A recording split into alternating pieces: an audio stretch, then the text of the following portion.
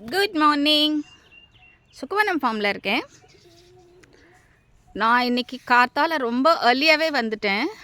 ஏன்னா இன்றைக்கி வந்து ஒரு மேட்டுப்பாத்தி ஒர்க்கு பண்ண வேண்டி இருந்தது. இந்த மேட்டுப்பாத்தி ஏற்கனவே எல்லாருக்கும் தெரியும், நான் போஸ்ட் போட்டிருக்கேன். நான் இதுதான் வந்து நாங்கள் முதல்ல பண்ணது. இந்த வாட்டி ஜஸ்ட்டு க்ளீன் பண்ணி மஞ்சள் நடவு பண்ணிட்டோம். ஸோ இன்னும் கொஞ்சம் மஞ்சள் நடவு பண்ண வேண்டியது இருந்தது. சரி, பின்னாடி வந்து ஒரு 2 மேட்டுப்பாத்தி இருக்குது, அதை ரெடி பண்ணுவோம் அப்படின்னு சொல்லிவிட்டு நான் சீக்கிரம் வந்துட்டேன். ஒரு ஃபார்ம் ஹேண்ட் இருக்கார், ஆன் டிமாண்டு, கூப்பிட்டா வருவார். சரி, அதனால் நான் இன்றைக்கி அவருக்கு ஃபோன் பண்ணேன். அவர் என்ன சொன்னார்னா, கொஞ்சம் ஒர்க் இருக்குமா அப்படின்னாரு. சரி, நம்மளே களத்தில் இறங்குவோம் அப்படின்னு சொல்லிவிட்டு ஆரம்பிச்சிடலாம் அப்படின்னு சொல்லிவிட்டு நானே என்ன பண்ணேன்னா, கொஞ்சம் ஆரம்பிக்க எல்லாத்தையும் எடுத்து வந்து வச்சுட்டு கொஞ்சம் மல்ச் மெட்டீரியலும் எடுத்துன்னு வந்துட்டேன். ஏன்னா கொஞ்சம் ஒரு 10 ஃபீட் நோண்டினோம் அப்படின்னா அந்த இடத்துல லேசாக மல்ச் போட்டு விட்டுணும். இல்லாட்டா கோழிங்க பின்னாடியே வந்து எல்லாத்தையும் வந்து மேட்டுப்பாத்தியெல்லாம் ஃப்ளாட் ஆக்கிடுவாங்க. அதனால்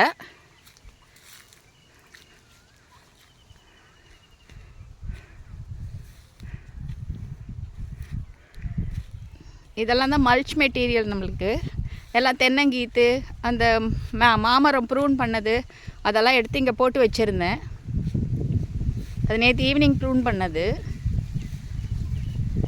இப்போ அதனால் அவர் வந்து வேலை இருக்குதுன்னு சொன்னதுனால நான் என்ன பண்ணேன்னா, ஃப்ரண்ட்டில் ஒர்க்கை ஸ்டார்ட் பண்ணிடலான்னு சொல்லிவிட்டு முன்னாடி அந்த கொஞ்சம் புல்லெல்லாம் வந்து சீவி விட்டுட்டு இந்த மாதிரி எடுக்க ஆரம்பிச்சிட்டேன். மேட்டுப்பாத்தி எடுக்க ஆரம்பிச்சிட்டேன். இது வந்து ஒரு 2 அடி அகலம். அப்புறம் சைடில் வந்து உங்களுக்கு வந்து ஒரு அரை அடி வந்து உங்களுக்கு வந்து ஸ்லோப்ஸ் இருக்கும். அப்போ உங்களுக்கு அந்த அளவுக்கு வந்து பார்த்திங்கன்னா இந்த இடத்துல பள்ளம் இருக்கும். இந்த பக்கமும் ஒரு குட்டி ஸ்வேல் மாதிரி. இது அட்வான்டேஜ் என்ன அப்படின்னா, நம்ம வந்து ஸ்வேல்ஸ் இருக்கிறதுனால மேலே நம்ம வைக்க போகிறோம். அதனால் ரொம்ப மழை வந்தால் கூட உங்களுக்கு வந்து வேரழுகள் வரவே வராது. செடி வந்து ஆரோக்கியமாக இருக்கும்.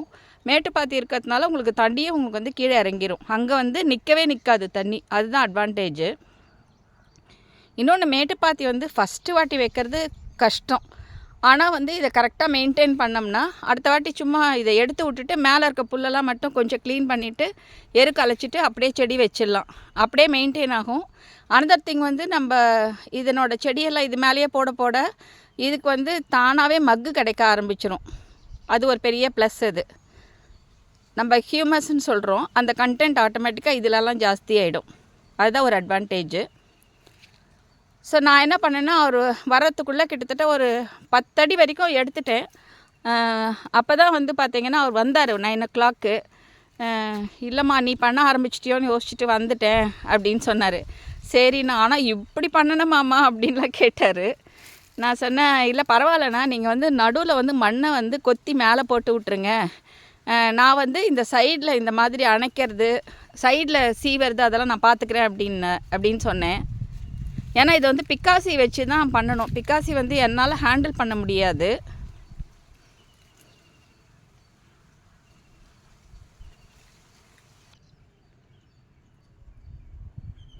இதுதான் பிக்காசி. இது வந்து பார்த்திங்கன்னா கொஞ்சம் ஹைட்டாகவும் இருக்கும். அனதர் திங் வந்து அந்த கீழே இருக்கிறது வந்து ரொம்ப ஹெவியாக ஸ்ட்ராங்காக இருக்கும். ஏன்னா இங்கே மரமெல்லாம் நோண்டுறதுக்கு இதை யூஸ் பண்ணுவாங்க. ஸோ இது வந்து இந்த மண்ணை எடுத்து போடுறது வந்து ஈஸியாக இருக்கும். அதில் மண்வெட்டியில் கொத்துறதை விட இது கொஞ்சம் ஈஸியாக இருக்கும். அதனால் அவர் என்ன பண்ணார்னா, சைடில் இருக்கிறதெல்லாம் நான் எடுத்து மட்டும் போட்டுருங்கண்ணா, நான் பார்த்துக்கிறேன் அப்படின்னு சொல்லியிருக்கேன். சரின்னு சொல்லிவிட்டு அவர் என்ன பண்ணிட்டாருன்னா, ஒரு கிட்டத்தட்ட ஒரு 60 அடி பக்கம் பண்ணிட்டார். ஆனால் அதுக்குள்ளேயே கிட்டத்தட்ட ஒரு 10 o'clock ஆகிடுச்சி. ரொம்ப டயர்ட் ஆகிட்டார் அவர். முடியலம்மா என்னால் அப்படின்னு சொன்னார். ஆனால் இந்த மேட்டுப்பாத்தி வந்து பார்த்திங்கன்னா எந்த அளவுக்கு அட்வான்டேஜோ, 1 டைம் நெக்ஸ்ட்டு வந்து சக்ஸஸிவ் இயர், ஒரு வருஷம் அந்த மாதிரி வந்து பார்த்திங்கன்னா கொஞ்சம் வேலை நம்மளுக்கு. அதுக்கப்புறமா பார்த்திங்கன்னா ரொம்ப ஈஸி. அப்படியே எடுத்து வைக்க வேண்டியது தான். மெயின்டெனன்ஸ் மட்டும்தான். அனதர் திங் வந்து நல்ல நியூட்ரியன்ட் ஆகிடும் சாயில் மேலே இருக்கிறது, அதுதான். ஆனால் வந்து ரொம்ப கஷ்டம். இப்போ இந்த பக்கமெல்லாம் சீவி அணைச்சி வச்சுருக்கேன் பாருங்கள், அழுத்தி.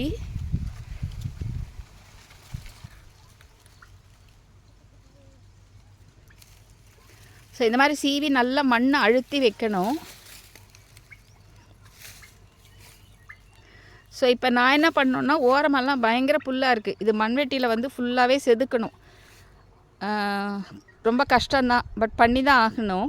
ஸோ அதனால் நான் வந்து இப்போ மண்வெட்டி எடுத்து இப்போ வந்து கொஞ்சம் கொஞ்சமாக செதுக்க ஆரம்பிச்சிட்டேன். ஸோ இந்த இடம்லாம் பார்த்திங்கன்னா க்ளீன் பண்ணிட்டேன். க்ளீன் பண்ணிவிட்டு அந்த புல்லெல்லாம் எடுத்து அலசி அந்த பக்கம் போட்டுருவோம். இல்லாட்டா வந்து என்னென்னா மண்ணோடு வந்துடும். ஸோ அதனால் அலசி அந்த பக்கம் போட்டோம்னா புல்லெல்லாம் காஞ்ச பிறகு தூக்கி நம்ம மேட்டுப்பாத்தியிலே போட்டுடலாம். இப்போ நான் அனதர் ஒரு 10 அடி வரைக்கும் சீவி வச்சுருக்கேன். இப்போ இதை அலசி அந்த பக்கம் போடணும். அதே மாதிரி இது ஃபுல்லாக கொத்தணும். பார்த்திங்கன்னா நல்ல புல் இருக்குது. இத்தனைக்கும் வந்து பார்த்திங்கன்னா இது ப்ரஷ் கட்டில் கொஞ்சம் பண்ணது தான். ஆனால் வந்து இது ஃபுல்லாகவே சீவணும்.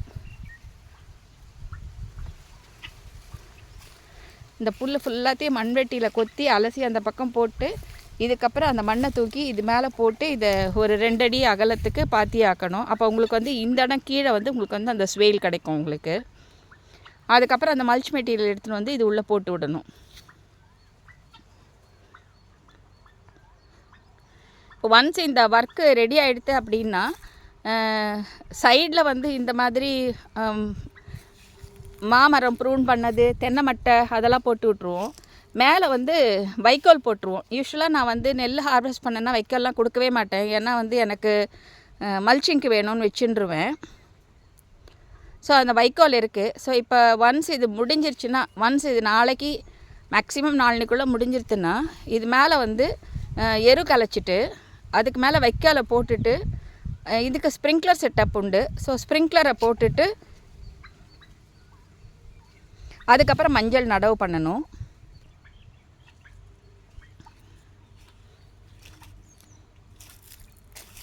இது உங்களுக்கு வந்து ஒரு 2 அடி அகலம் இருக்கிறதுனால நாங்கள் சென்டரில் மட்டும் 1 அடிக்கு 1 மஞ்சள் நடவு பண்ணலான் இருக்கோம். ஸோ பண்ணிட்டோம்னா கிராஸாக அந்த சென்டரில் 1/2 அடிக்கு 1 அந்த மாதிரி இந்த கிராஸும் அந்த கிராஸும் வந்து பார்த்திங்கன்னா வெண்டை, கத்திரி ஏதாவது நட்டு விட்டுடலான்னு.